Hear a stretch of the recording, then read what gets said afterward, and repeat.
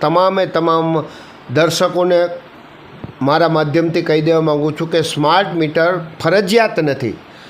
આખા ગુજરાતમાં ભાજપના આગેવાનો અને ભાજપના ધારાસભ્યો એવી વાત કરે છે કે સ્માર્ટ મીટર ફરજિયાત છે. આ માત્ર ને માત્ર ભાજપના જે ઉચ્ચ કક્ષાના હોદ્દેદારો છે, સંગઠનના અને જીતેલા છે, એમને વીજ કંપની સાથે અને આ એજન્સીઓ સાથે કોલોબરેશન કરી કરોડો રૂપિયાનો ભ્રષ્ટાચાર કરવા સિવાયનું કોઈ કામ નથી.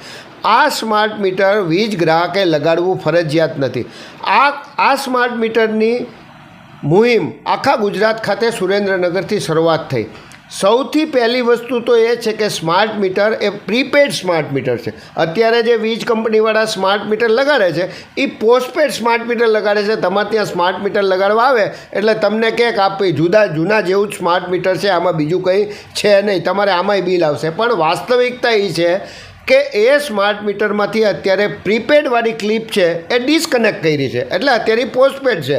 જેથી એમનો ટાર્ગેટ પૂરો થઈ જશે ત્યારે એ પ્રીપેડવાળી ક્લિપ છે એ પાછી કનેક્ટ કરશે અને તમારું મીટર પ્રીપેડ સ્માર્ટ મીટર તરીકે કામ કરશે. એટલે સૌથી મહત્ત્વની બાબત, અને આખા ગુજરાતમાં વિરોધ જે છે એ મહત્ત્વનો આ કારણે છે.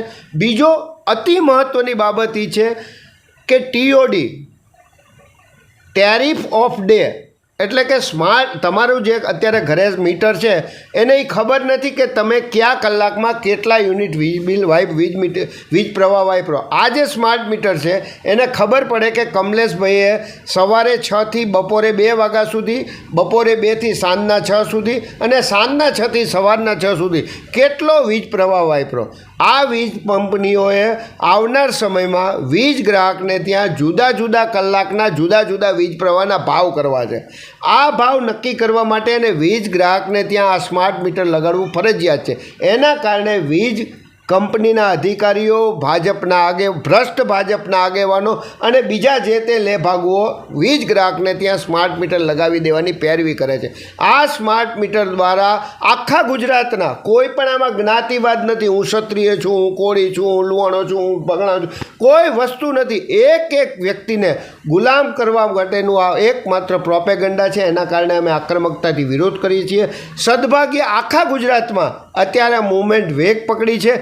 ભરૂચમાં 5000 માણસોએ ગઈકાલે સ્માર્ટ મીટર પોલીસને સાથે લાખીને લગાડવા આવ્યા હતા. વીજ કંપનીવાળા, DGVCLવાળા, તો એમને પણ કાઢી મૂક્યા હતા. ફરી વખત હું આપના માધ્યમથી પણ કહું છું કે ગુજરાતમાં તમામ જગ્યાએ તમામ વ્યક્તિએ આ સ્માર્ટ મીટરનો વિરોધ કરવો જોઈએ, નકર આગામી સમયમાં વીજ કંપની તમામ વીજ ગ્રાહકને ગુલામ બનાવી દેશે.